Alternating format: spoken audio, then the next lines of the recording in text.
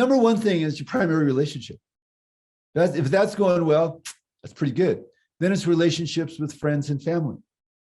Then it's having work that's satisfying to you and leaves you financially secure in some way. Then it's having a spiritual orientation. And then it's having an assembly, a spiritual assembly that you're part of. Those 5 things are consistently in that order associated with happiness.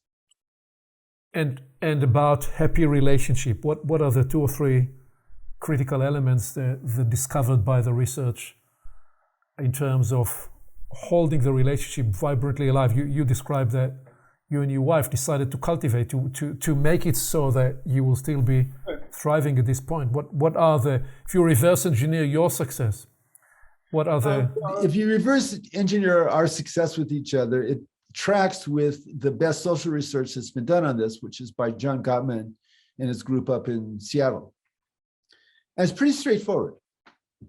A couple that cherish each other and are grateful for each other tend to do great, okay? If they cherish each other and are grateful for each other, and they put attention into their friendship and their love affair, intentional positive into their friendship and their love affair, and in their ability to resolve, to heal injuries, they do great. They are the masters of intimacy, and they describe themselves as happy, and they're happier and they're healthier. In one study, having a good relationship, this was a study, I think, in Sweden. Having a good relationship was more predictive of health than whether people smoked or not, whether people were obese or not, okay?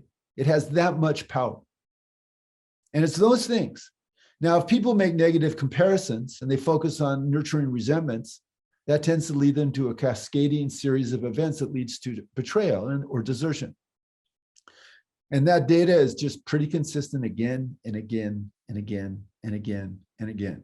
So we know what it looks like. Okay? And we know there's a lot of forces in the world that move us towards that and forces that compromise that. And so part of my job with my clients is to have them be outliers. I want them to be healthier than the norm.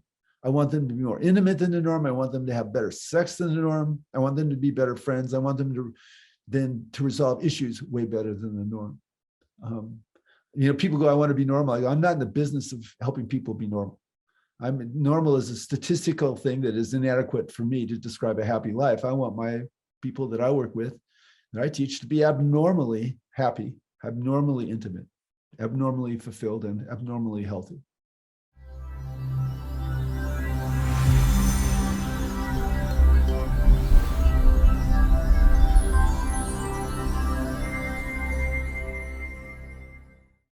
Along with our website at portalsofperception.org, Portals is also available on YouTube and on all podcast platforms, as well as social media.